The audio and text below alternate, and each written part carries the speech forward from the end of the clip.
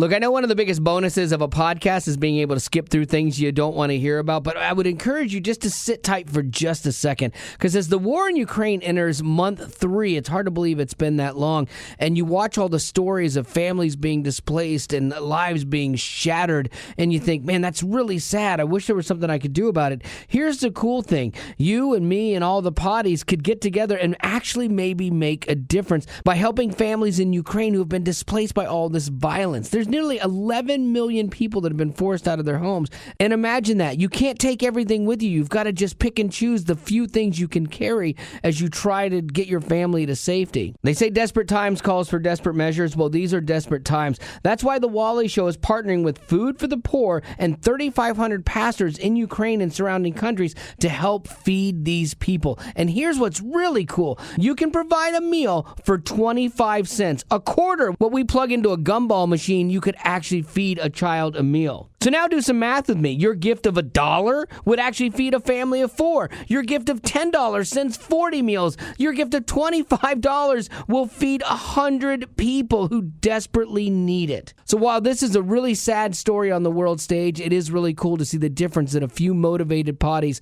could make. So text the word Wally to 91999. That's Wally, W-A-L-L-Y, to 91999, and we'll send you a link to make a difference today. Welcome to the Wally Show Aftercast. All the stuff we did not get to during the course of the show today. Betty Rock out today. Had some tummy troubles yesterday. It's funny because when we were leaving, I was making a joke about tummy troubles and for just some random conversation that was happening as I was walking out. And then all of a sudden she has tummy troubles today.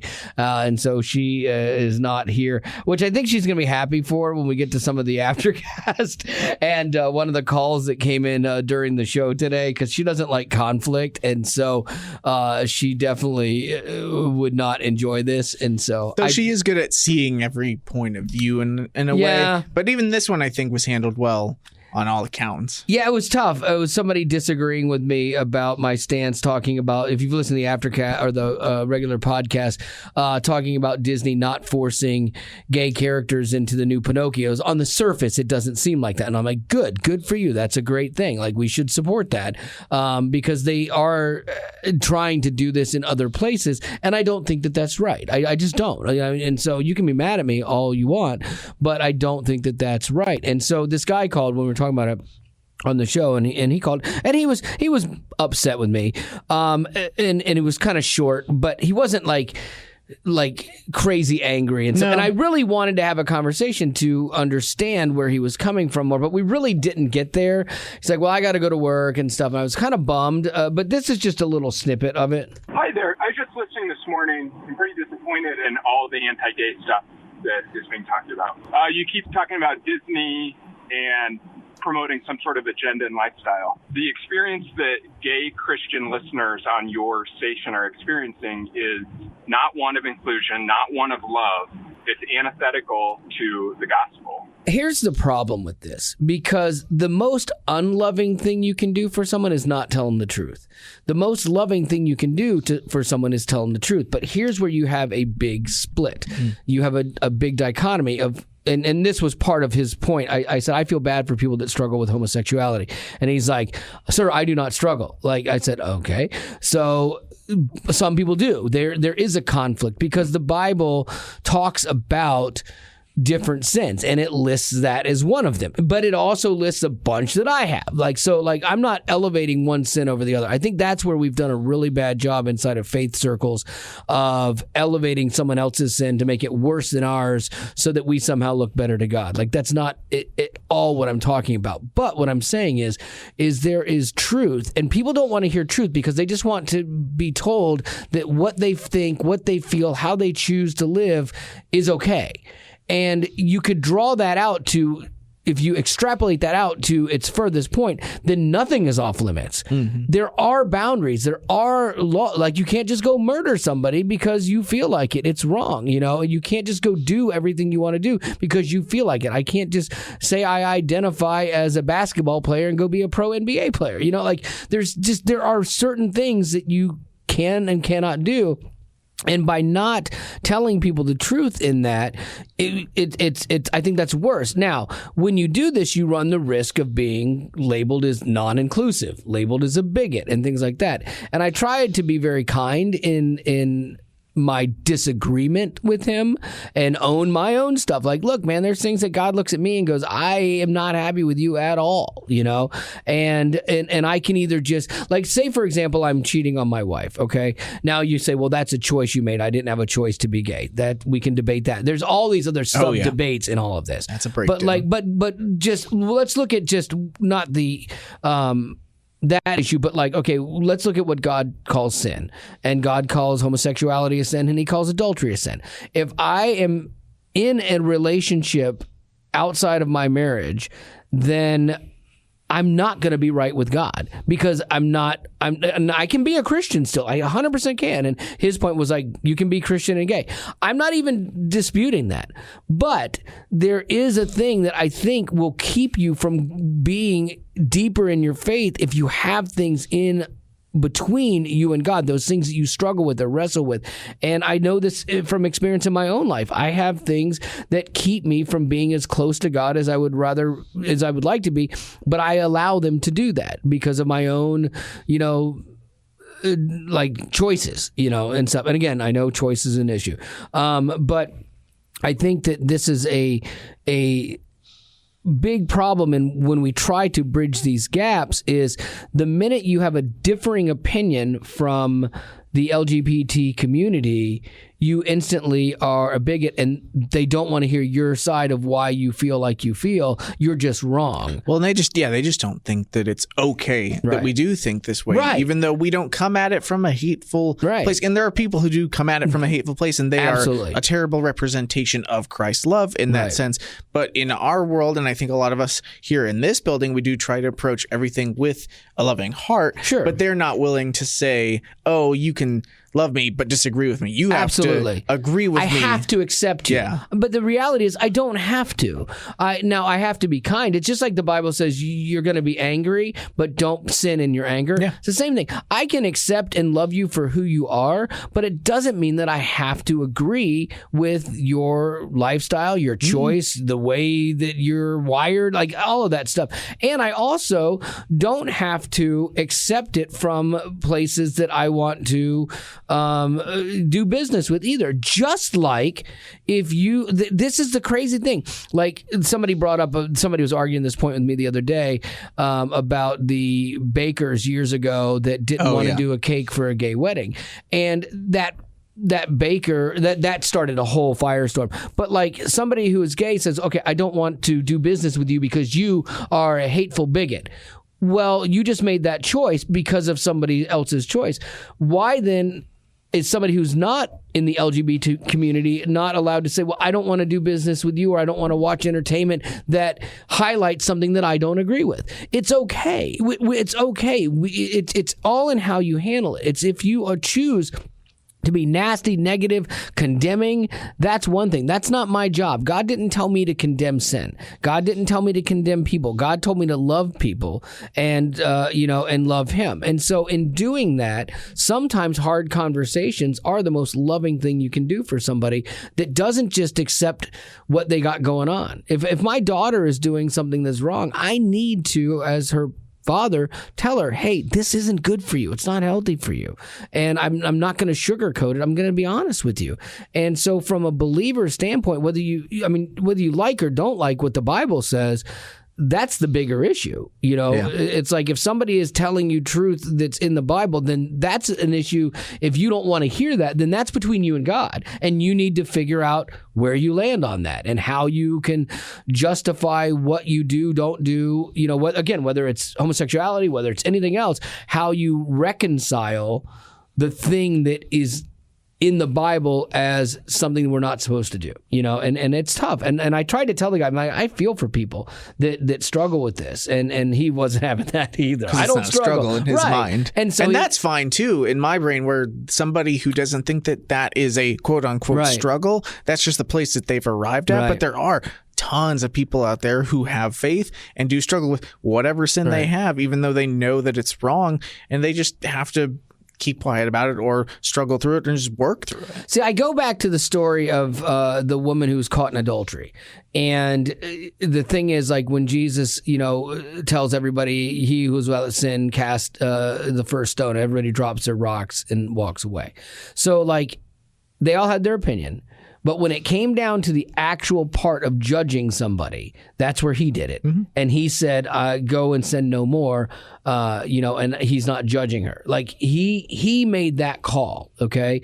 That's not our call to make. Like, that's not our call. Our call is to be kind and to love people, regardless of the differences that we have. And I think we should lead with that. And it stinks that my conversation on the air came off as unloving. And again, that's the problem. Anytime you have anything that's counter to different ideologies that are floating around today, you're instantly hateful. Yeah. And I wasn't being hateful. I was just saying, if you want, because we have a contingent inside of Christianity that's all mad at Disney because Disney got involved with the Don't Say Gay bill, which again is a horrible nickname for that bill because it's not what the bill was about.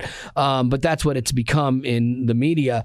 But there are Christians that are mad at me for even talking about Disney because they support LGBTQ stuff, and I'm like, so I'm darned if I do, darned if I don't in a lot of ways.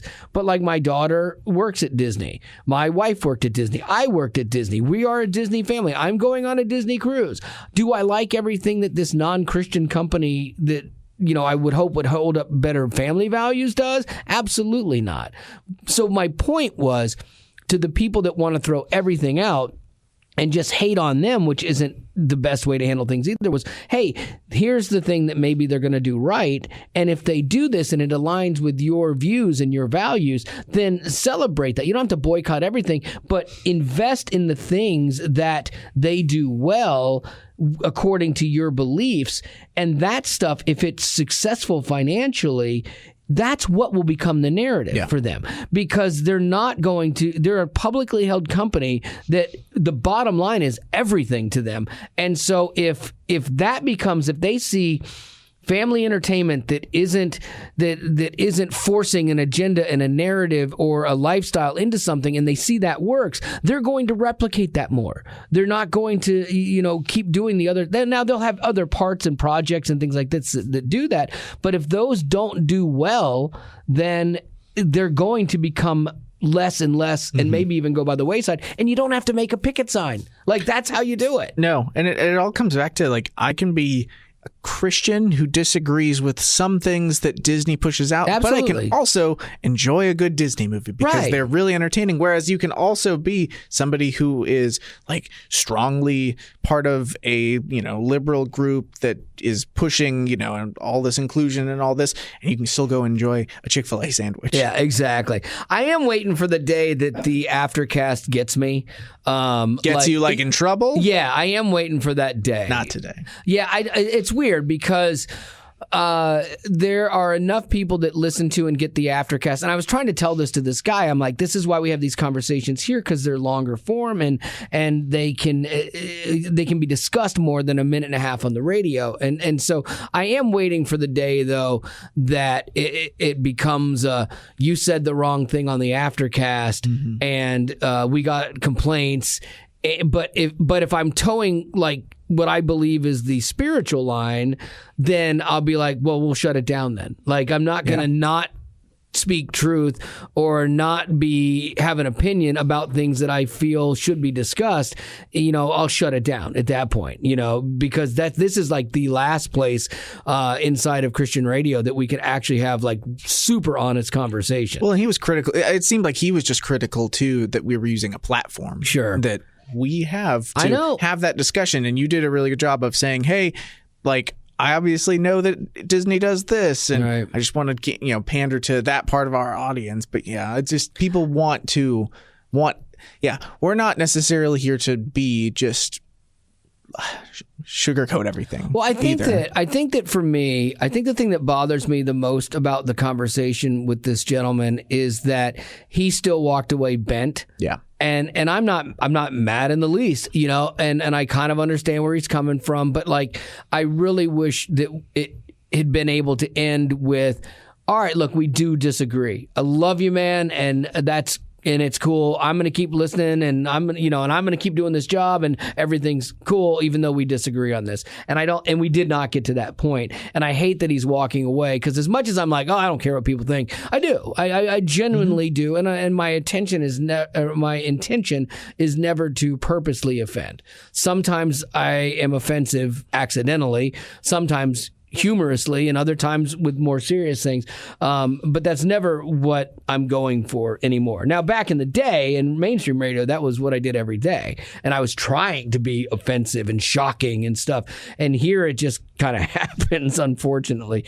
So anyway, that's a little bit of the behind the scenes. That's what we do with you guys here on the Aftercast, because I didn't play that call on the air because it wouldn't have worked for the show. And it would have started way more problems than we could address in just a couple minutes. So anyway, let's move on to something else. Here's great news. If you are a person that cannot function in the morning until you have coffee, this is really good news. You're going to live longer, apparently. Yes. Coffee drinkers live longer. And there's other great news for me, latte guy, is that they say you live longer, especially if you add sugar. That's right. The things that you guys have been criticizing me for so long with all the extra sugar that I put into my coffee is the thing that is going to make me outlive all of you. We win. I know. I'm going to outlive Betty. I'm going to outlive Gavin. It's going to be amazing. That's actually true, probably, because you are an interesting case of being where you're at, where you don't eat incredibly healthy, but not insanely unhealthy per se.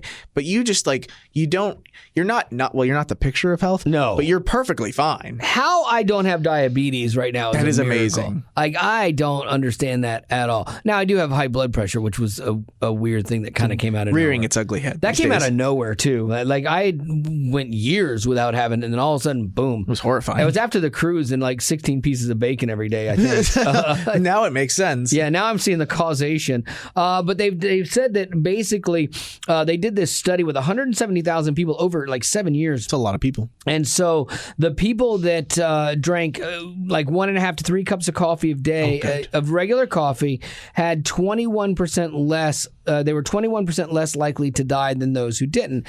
But the people who drank the sweetened coffee, and they say slightly sweetened, like, but we know that just means crazy sweet. I don't fall into that. They were 10% less likely to die. They were like 31%. So it's like, that's impressive. There's something to that. Like the sugar, who knows what it does or how it works. But I think I probably overdo it. I know I overdo it. My stuff doesn't taste like coffee at all. Yeah, but you don't do it every day. You probably do one of the massive Dunkin' coffees once every. At this rate too, we were doing it every couple weeks. We were doing it really frequently at one point when Betty was on the craze. Yeah, but we're a little bit more disciplined now. we basically are at Betty's whim for breakfast during the day. Well, like whatever Betty wants, we end up getting that day, and we both like kowtow to her, So it's like okay, but we get breakfast. I think whenever I think, I kind of want to go get Chick-fil-A, I don't need it. Yeah. If she thinks I kind of want to get Chick-fil-A, I'm gonna get Chick-fil-A. And she will not stop until she has it. The best is telling her the day before, hey, why don't we do breakfast tomorrow? And then she gets so excited. And then if you tell her the next morning, I don't think we're going to have time, she just goes into a funk, man. It's the funniest thing. And if I don't leave the second that I'm available to leave. Yeah, because Gavin makes the run every day. Yeah. Oh, yeah. You'll be on the business end of that hissy fit. All right. So, Gavin, do you have any birthdays for today? I did have one. We had Joe Ellen wishing a happy 20th anniversary nice. To my best friend and husband, Nicholas. Nice. That's awesome. 20 years, a long time. Okay. I like seeing marriages last that long. Gavin, do you think your marriage is going to... No, I'm just kidding. No. Yes is the answer. I'm trying to think of like at 20 years, because you have what, 3 years in? 3.5 at this point. 3.5. Okay. Yeah. All right. So at 20, like, how do you think your marriage will be different now or in 20 years from how it is now? I think it'll feature a couple kids at least. And so we're going to see how that changes us and if it makes us grouchier or more patient. It'll make you tired. I think that what'll happen is there are times, and this is even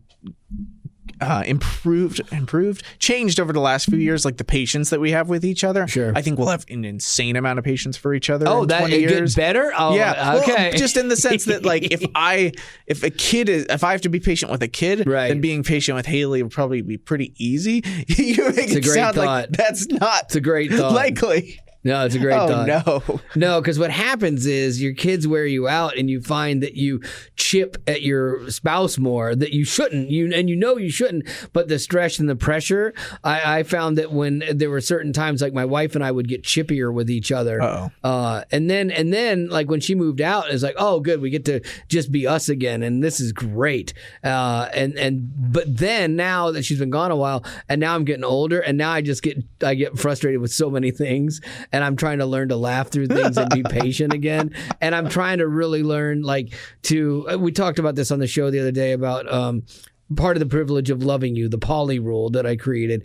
It was just a funny way to look at the differences that we have. And I do it all the time now when she's like freezing cold and there's no reason for that. And she's got the house heater up in the middle of the summer or whatever. It's like just part of the privilege of loving you, girl. Just part of the privilege of loving you. It's making me... it's making us find the humor more than the frustration in things, which I think is super healthy. So yeah.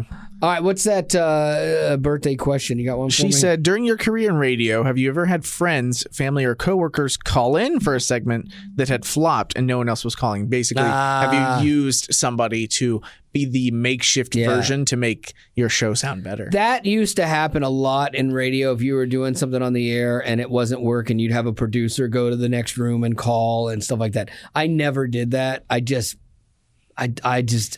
was cheating to me. Yeah. And so I never did that. Like anything you hear is all real people on the show. The like emails that we get are real emails. The Facebook comments are real comments. That's real. Yeah. Because I know there are certain shows that they'll want to get a certain reaction, so they'll set up a fake story to get to that reaction, and that's not how we do this at all. So everything is completely real. And sometimes if it doesn't work out, then we do move on. Like we don't try to make something live that's obviously dying. I've had, family members and things on the show before as themselves, and the reason that we're talking about something and they had a thing. I used to have my mom on the show with us back in the day, and so I've had real people from my life on the show, but not as like a fake caller to just get somewhere. So there's a lot of fake stuff in radio. Like shows fake this stuff all the time.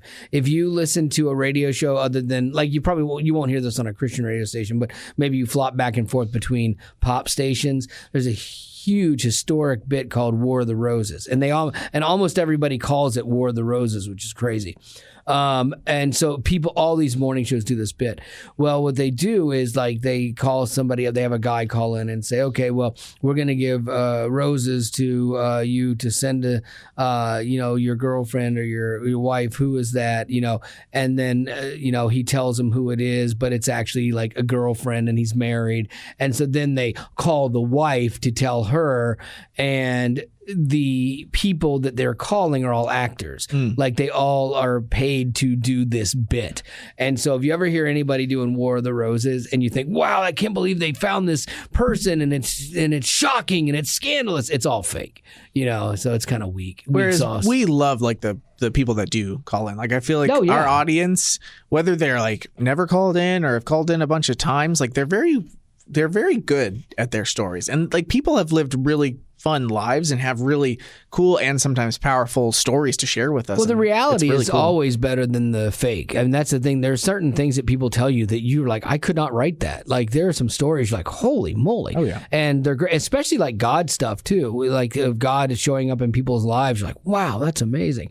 And Gavin knows this firsthand because he's always the first line of defense in the show is because he's screening phone calls because we can't get everybody on throughout throughout the course of the topic that we're covering. I mean, we can only get to a small percentage of them. And so Gavin gets to talk to everybody a lot more and kind of let people down easy, like, he ran out of time to take calls, which is true. 100%, 95% of people are very gracious with that. I did love this one guy today who was like, well, that's your loss. And he said, hit it with an excellent, like, it was so funny and it cracked me up. That's and he was joking. Oh, that's good. Because I'd give him props for that. I'd be like, dude, that's funny. You made me laugh. So good. I was really appreciative of that because it's like, hey, and I think for some people, it's almost like, like somebody listened to my story. Yeah, and they appreciate that too. That's my favorite part of this job. And sometimes Gavin will tell us stories too, and then like we can't take the whole story, but he'll tell us part of it, and we'll use that as like a setup or what have you, or things like that. So yeah, we love having people on the show with us. I've always said it's like the lifeblood of the show. That's where we have all these conversations, and it's important to me. So I love when people call in, and I love when potties, when you got stuff, obviously we can't do call-ins, but definitely love getting emails about different things and your opinions on stuff as well. And sometimes that stuff makes it on the show too. So however you want to do it, you can always be part of the show, whether you're calling or going online. And I think that is going to do it for our Aftercast for today. Betty should be back tomorrow. Hopefully. That makes Gavin's life a lot harder. I have to do Betty's stories, but then Gavin has to do all the post stuff. So we're going to wrap this thing up today. And as always, thanks for being a potty.